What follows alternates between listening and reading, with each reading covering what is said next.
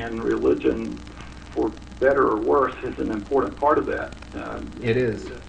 And if the scientists are only going to get favor and support from, I mean, if in terms of their funding, and if politicians are only going to hear from life extension enthusiasts, then the programs are not going to fare very well. So it's a very good question, and one that I think it would be as well for your constituents to ask, because there's a lot at stake here.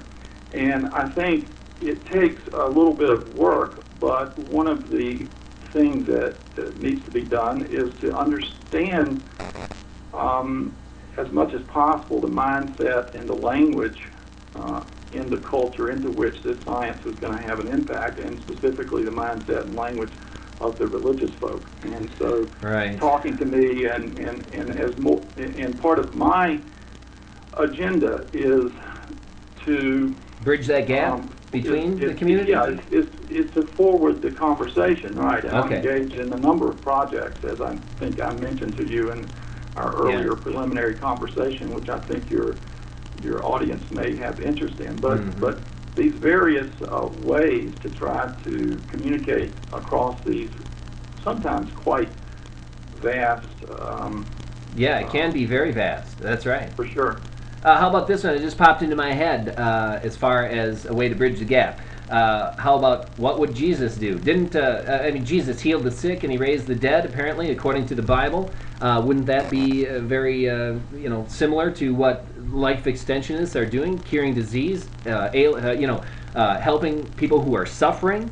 I'm not going to go into raise the dead parts of that, but isn't that the same theme? I mean, isn't that a way that you could bridge the subject, is to say, hey, what would Jesus do? I think that would work with many traditional and conservative Christians. That would not work with the kind of liberal, progressive, and academic community that that I hang out with. Oh, yeah. But with the conservative Christians, with the more traditional Christians, that kind of thing could eventually work on terms of, well, you have more time to do God's will or whatever, and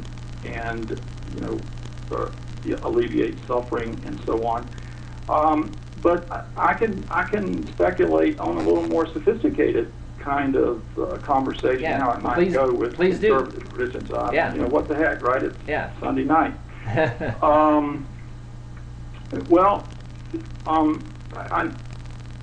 For example, here's just in a very speculative way, how it might go in the mind of a traditional Christian with a concept like resurrection. You just mentioned resurrection. Yes. And that is an important concept for traditional Christians. And resurrection involves it comes from a couple of Greek words, or a Greek word that anastasis, which means ana means up, preposition up, and stasis means to stand. So to stand up, to raise up, can be used to awaken, to recover, even to repair walls. And it didn't say cell walls, but in any case, for conservative Christians who look to the Jesus story, there are different kinds of raisings, of resurrections. There's the resuscitation of the dead, for example, as they understood dead at that time, where Jesus raises someone from the quote-unquote dead, and life goes on pretty much as before. All right, that's the Lazarus story. Lazarus. Anyone might know that tradition.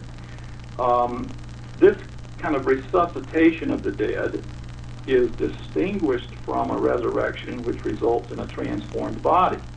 That is qualitatively different from the body before the resurrection.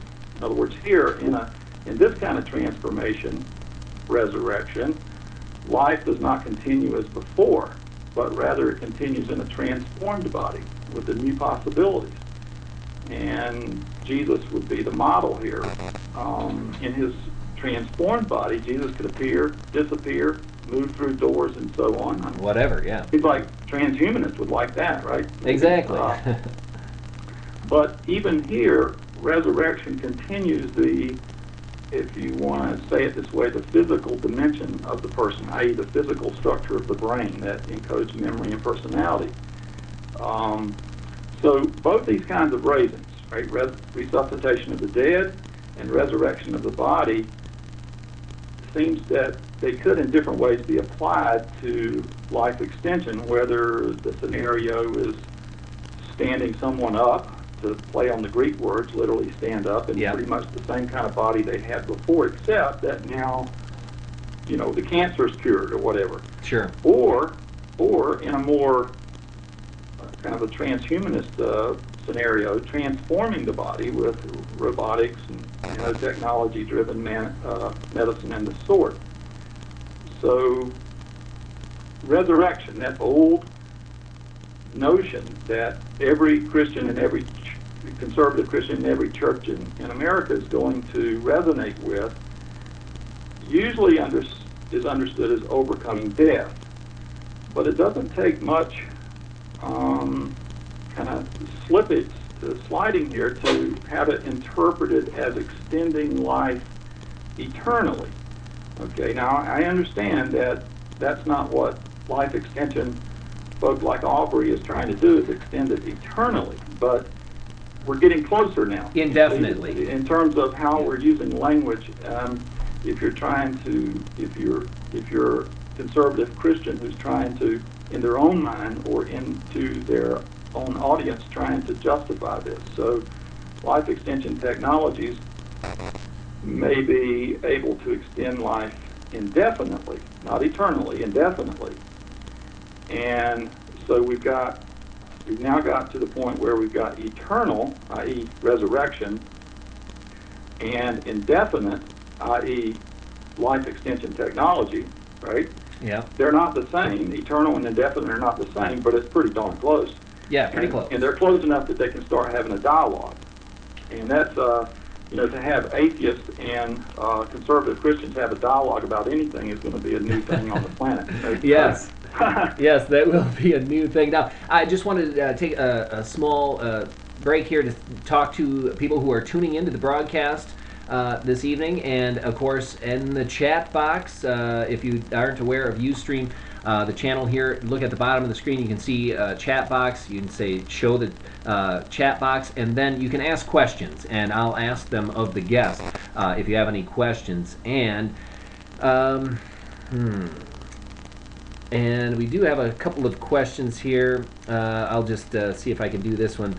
Do you think Christians would interpret Jesus' resurrection? How do you think they would interpret his resurrection? And I guess that goes along with what you've been talking about so far. We're talking about, you know, changing people here on earth, but as far as Jesus being resurrected or changed himself, it's a fairly similar theme, correct? Yeah, well, as I was saying, you know, you can take that concept and that biblical notion and you can filter it through a lot of different lenses, and one that seems to me fairly possible to filter it through is the various transhumanist scenarios, with Jesus walking through doors and disappearing and appearing. Walking on water. Exactly. Yeah. So I think it, you know, again, religious people, and again, I would underscore, maybe like all of us at times, are good at justifying what we want to do. Yep. And so I would suggest that conservative Christians, when they, for whatever reasons, maybe unconscious psychological reasons, when they decide they want to participate in these emerging therapies and technologies, they will find theological reasons to justify it. Okay. And they will find biblical support to justify it. I promise you, the Bible, I mean, I'm a scholar of the Bible, and I promise you, there will be a way to justify it. The various interpretations that are given to the Bible are not always historically accurate, right? I mean, I'm basically a historian of the Bible. Yeah. But in terms of how the Bible is used in popular culture, I promise you people will find biblical support for transhumanism, cryonics,